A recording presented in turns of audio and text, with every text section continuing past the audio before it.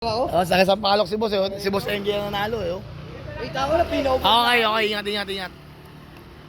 Ganun lang po mga boss. Sige, bigyan na rin po natin ng biyaya to.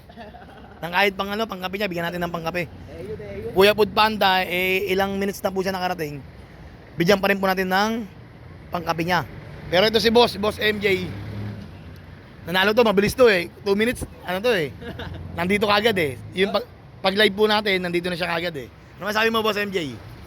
Dapat talaga dito na ako. Tatakbuhin ko na lang sana kasi isang kanto lang eh. Iniikot Opo, ko na opo. lang para masawin. Nasaan ka? Dito lang ako, likod lang ako ng UM. Takin na ako nandito ako sa Tinobal, traffic ninyo, makasilip. Dapat dyan talaga ako papasok. Nagulat yung mga boss natin. Sa UM. Ito si boss, Food Panda, bigyan pa rin natin ng biyaya to ha.